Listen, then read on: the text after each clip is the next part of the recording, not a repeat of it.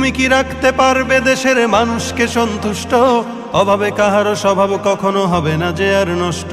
তুমি কি পারবে ফিরিয়ে দিতে বঞ্চিতদের অধিকার? তুমি কি পারবে হতে জনতার জনপ্রিয় সেই সরকার?